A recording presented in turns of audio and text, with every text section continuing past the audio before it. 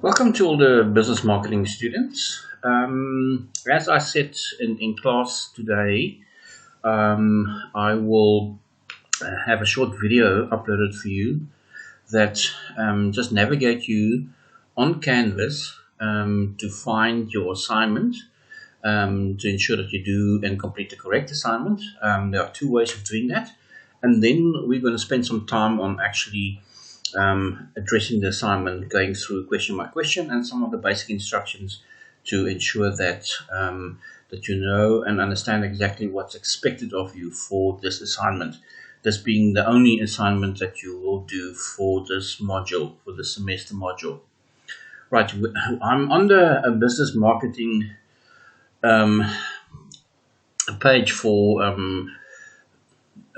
on Canvas. There are two ways that you can access it. If you on the home page where we are right now, if you scroll down on the module structure, week 1 last week, it says there assignment briefing. So in other words, if you click on week 1, that's your quick link to get to the assignment. It will take you to week 1. You'll see that if you scroll down underneath your week's activities like the overview and the resources, you'll find that there are other activities, quizzes, assignments, discussions, and surveys. The assignment one is underlined. If you click on assignment, it will immediately take you to the assignment 1 page, which will give you a briefing on the assignment, which we'll do when I return via the second alternative path to access your assignment. It will give you the guidelines, it will give you the assignment. There's one thing I still have to just change. You'll see that I've uploaded the assignment there as a PDF.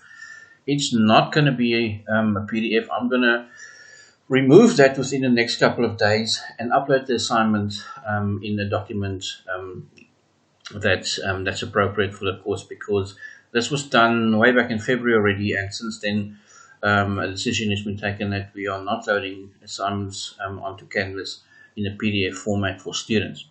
Right, that's the one way. If I now go back to my home page, I'm going to go to Student View, so I can you can see what you see. If you go to the Student View, you'll see that that's the home page that I've just been on. That gives you the module structure. There's also assignments. If you click on assignments, you'll see that your assignment is available there. F1 assignment of F2 assignment 1, you click on the assignment, it shows you exactly the same that was accessed through the quick link on your weekly module schedule. Now I'm going to turn to the home page and I'm going to leave the student view. And what I will do now is spend time on the assignment specifically. So let's go to the easiest way, the quick link. I'm going to week 1, although we are in week 2. Remember, the briefing and everything was loaded for week 1. I'll click on week 1. I'll scroll down to my assignment. I'll click on my assignment, and there's my assignment brief. Now, this assignment, as it indicates there, is that the assignment itself have 3 different parts. However, as I said to you during our introduction session last week, with the potential problems that we've experienced thus far with second and third years who have already started in February and were submitting assignments already, is that we have not been able to sort out the technical issues regarding uploading separate parts on the same assignment.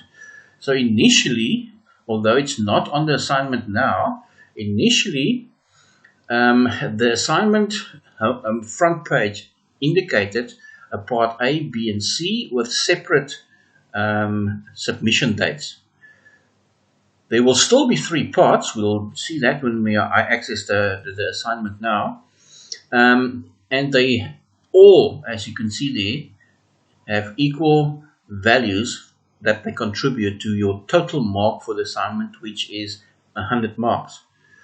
However, there's only one submission, so you can complete part 1 now already, or as you progress through the course. And then when you have the time, complete part B, save it, and then finally complete part C. You have your full document, you upload the one document to canvas through the Turnitin portal or on page that's offered to you, and you'll see that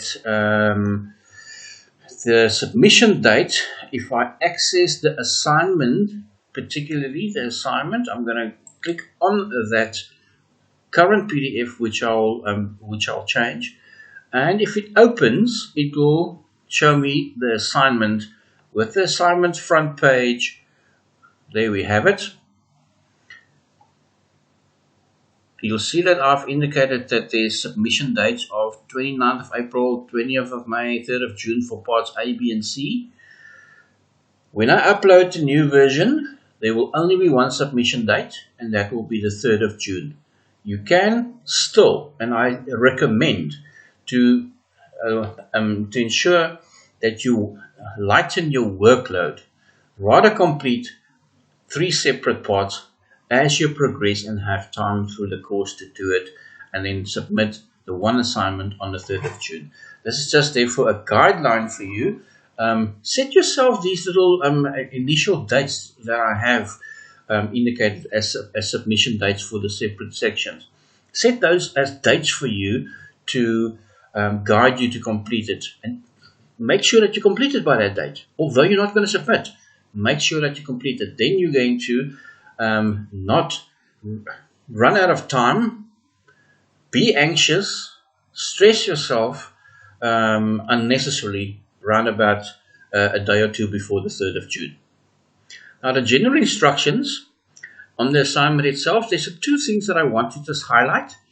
Late handing. There are penalties for late handing. That's why we're briefing you now, because there's more than enough time till 3rd of June.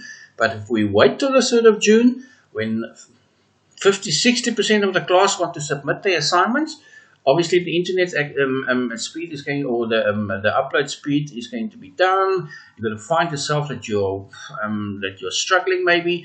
You run out of time, and then you might lose marks. So do not do that. Rather submit earlier. By the way, you are in a position to upload your assignment at any time at the moment, up to the 3rd of June. Okay. Nothing, however, will be assessed before the 3rd of June until everybody has not submitted. Also make sure that you are 100% sure of what you want to submit, because you can't resubmit once you have submitted your assignment. Secondly, I also want to point out the aspects on referencing. Make sure that you reference correctly. Make sure that if you use in the resource an article, a blog, another textbook, something that you've downloaded from the internet, of access through the internet, that was interesting and relevant to answer your question, make sure that you reference that correctly. In other words, in the assignment, in the text itself, indicate to me this is the resource, the particular year that it was issued, or the date that the article was published on internet, and then also list it in your reference list or your bibliography. I often find that students make mistakes, that they use the reference to the resource in the text, but they don't include it in the bibliography.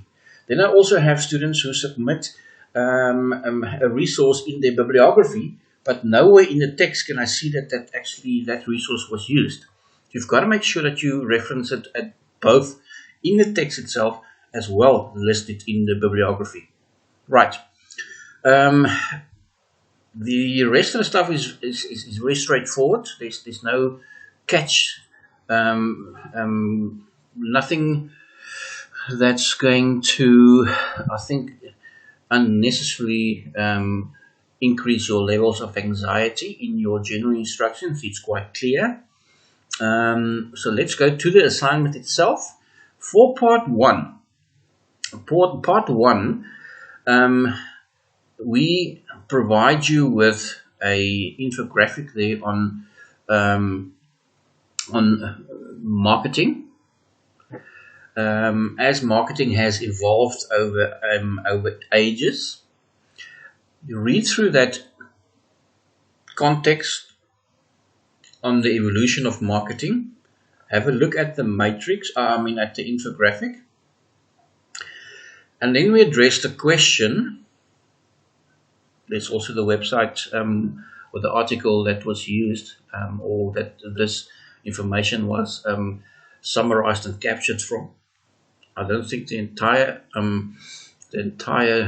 document was used in the text up here. So if you want to have the entire access to the entire article, you can actually use that website that my cursor is on right now. And then let's go to question 1. As marketers, it is important to understand and be able to communicate our marketing concepts and methods to the clients and our superiors. You are required to develop an infographic on Canva, and you have to be, and it needs to be on the evolution of marketing, specifically relating to the marketing orientations. Remember the marketing orientations we did last week? Customer orientation, product orientation, production orientation, sales orientation, all of those. So you are going to design a nice infographic for us. There's the indication on how you are going to a rubric that you can use for your design. Remember, this is not the arts and design course, so I don't expect you to actually deliver it on that level. If you, however, go to www.canva.com and register an account for you, you'll find that there are a range of infographic design templates that you can use, and that's what we recommend you use to complete this assignment, and just basically populate it with the required information to answer this particular question. Right, it is quite simple and straightforward. The rubric gives you a guideline so you know exactly where you get your marks from and where you lose your marks. Right, how do we get our marks? We've got 6 different orientations that we addressed last week. You're going to, and then that's very important, something I want to highlight for every single question. Always go, if you're unsure how much you have to include and what you have to include, always go to the mark allocation. In this case, it says 6 times 3 plus 5 for 23 marks for part A.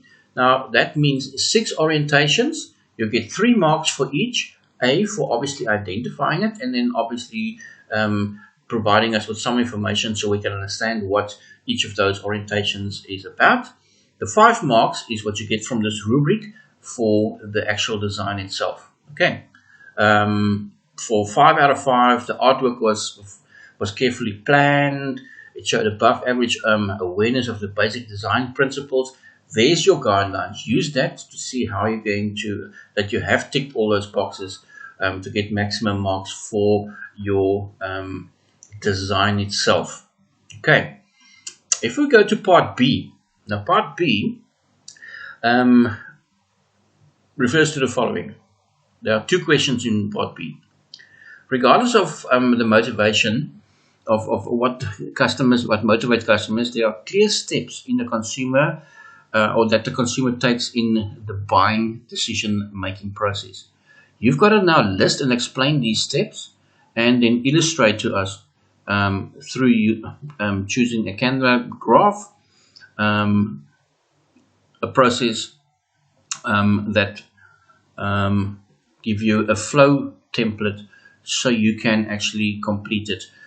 You'll see that there are illustrations in your textbook of what the steps are. I'm quickly going to go to my textbook and chapter 3 that deals with the consumer and the decisions that consumers take, and maybe I can refer to a specific illustration to you that will help you.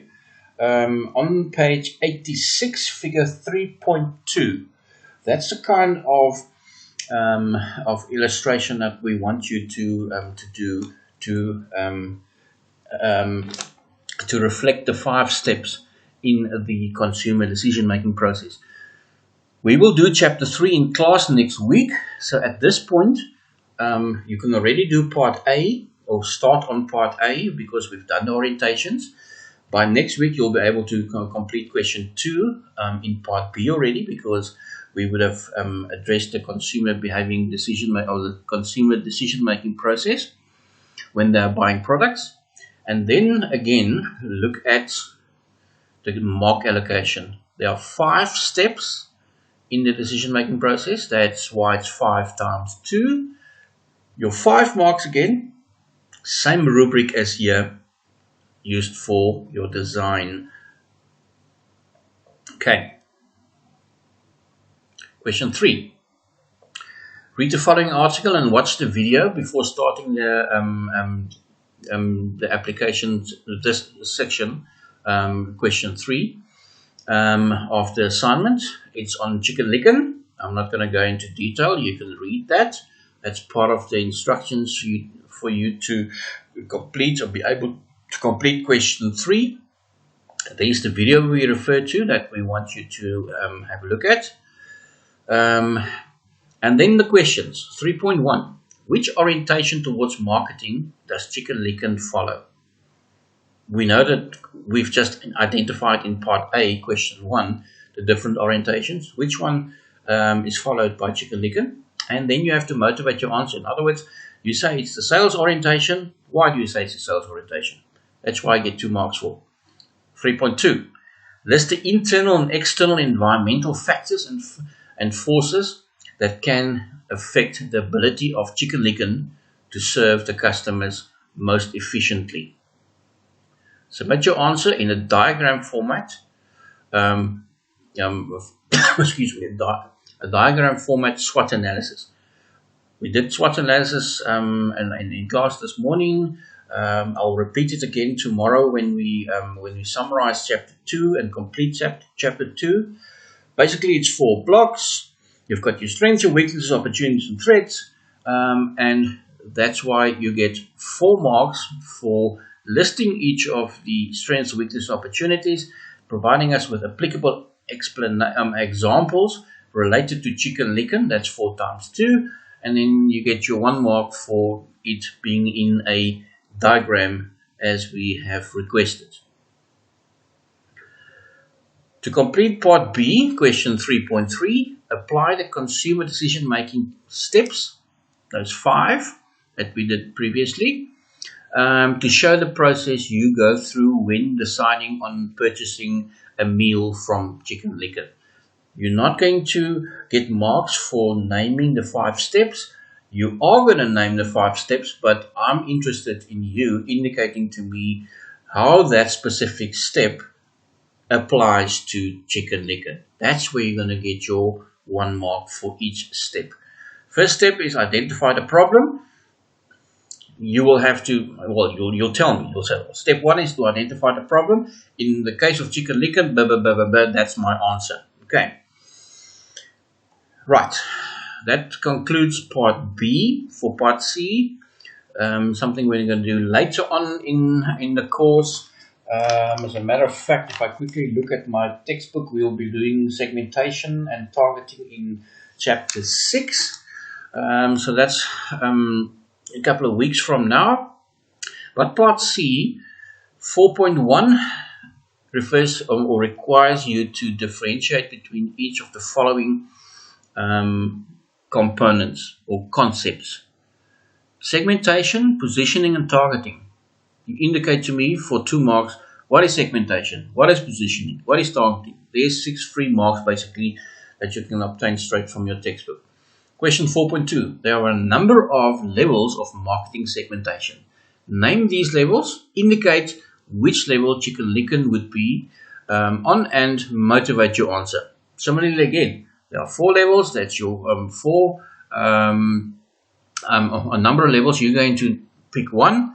And your mark allocation would be 2 for the motivation, 1 for identifying it, and 4 for your explanation. Name them, that's 1 mark.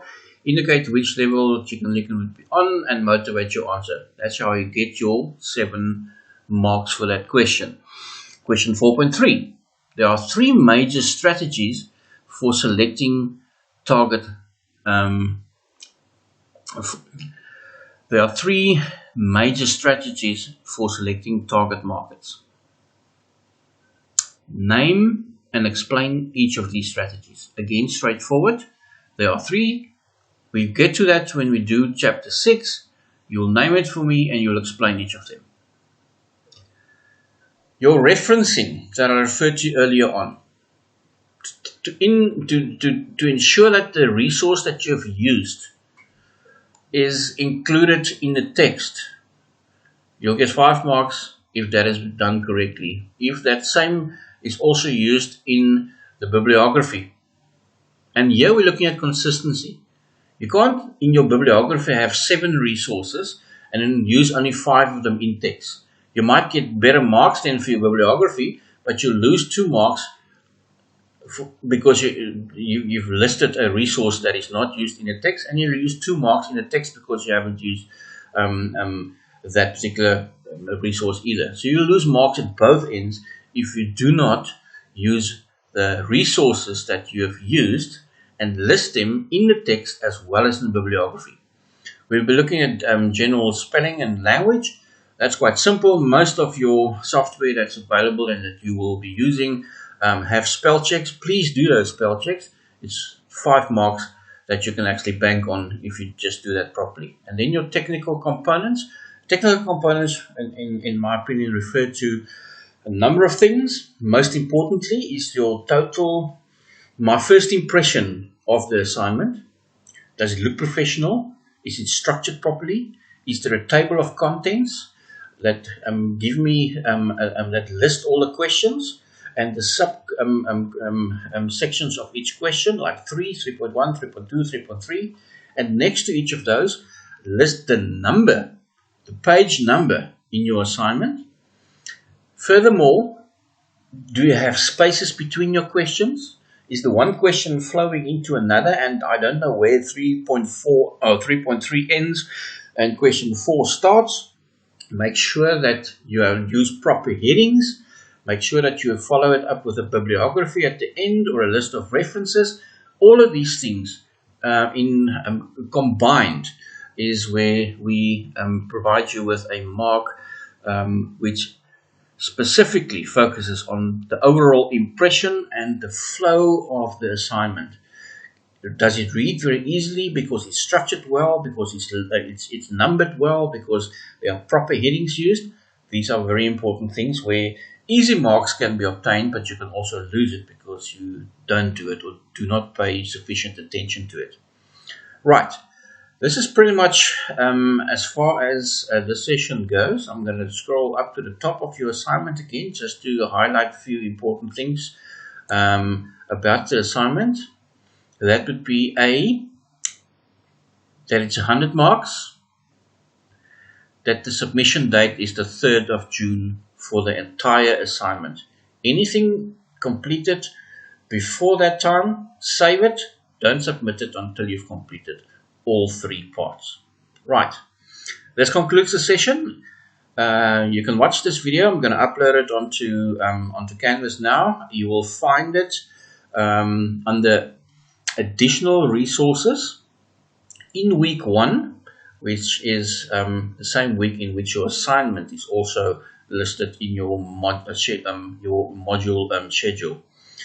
Thanks very much. If you have any questions after you've watched this video, you're more than welcome to either ask me in class if we have a contact session and you're from Palma, you can do it after class or before class on campus. Those students who are not on campus, you're more than welcome to drop me an email if there's any questions, and I will address it personally and individually. Thank you very much. Have a nice day.